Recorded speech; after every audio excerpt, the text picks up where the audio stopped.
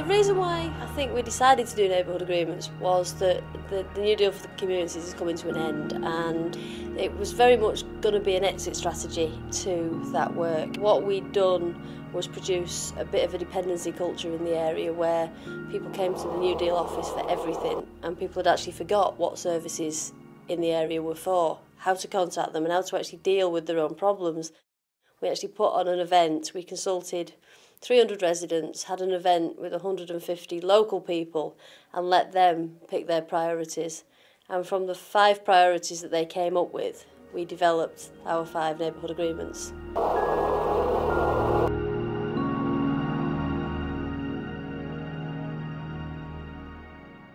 The 5 main areas were the usual areas of crime and dog litter, mess, etc.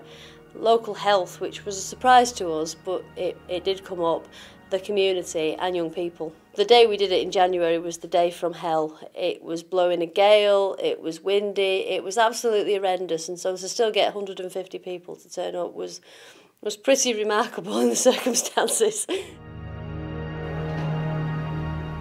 think we ended up with about 12 people who wanted to be involved in the whole thing, and that became our, if you like, our start of our residents group. I guess I wanted to make a difference. I wanted to get involved and actually see if I could, change our local area. And I thought, yeah, I want to be involved in this. I care about where I live. For the future of my children, want to make it the best place possible. And the way I thought I could do that, just being one voice was not going to be enough. Become part of a group, and that's where I became part of the neighbourhoods team. Most of those residents are still now very actively involved 2 years down the line, so that was the starting point. The first instance it was as usual, oh, nothing's going to happen, become part of it, but nothing was going to actually happen. But slowly but surely, from I think 4 of us in a group, now it's turned to 70 plus. So our residents group called themselves the TNT, the neighbourhood team, and they actually have their own logo, their own bank account, their own constitution, their own T-shirts. They're very aware of what the community's about, they live in it. They feel they have a very much a partnership role to play within the agreement, so they are our third partner. We have the residents, we have the services, and we have the politicians. We helped to develop neighbourhood agreements. We're sort of an equal partner with all the service providers. We help to develop at the early stage and at all stages, the process of developing the agreements really. So we have a say. And that's the main thing. We have a say in what happens in our area. We do consultation with local residents. We were heavily involved in the wording of the agreements. We've attended conferences, but we've also ran workshops at conferences. We've done presentations to different people. Well, we had a series of events really. One which brought together the partners and the residents and sat them round tables together. Half of the day was what services did, and the second half was about what residents should do, and it was then the partners' turn to say, well, this is what we'd like you to do, what do you think? I mean, on all the agreements, the way they've been set out is services will on one side, residents will on the other side. I think when we've sat with the service providers, they listen to us.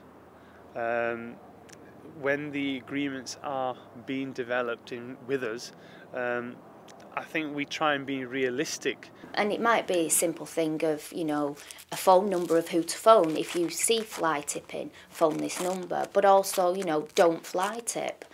I know who to ring and what sort of level of service I can expect from the service providers.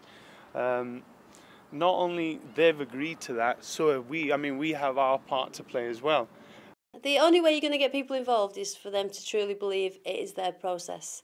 I think the other way that we've got them involved is to show that there are people involved in the process that can truly make decisions.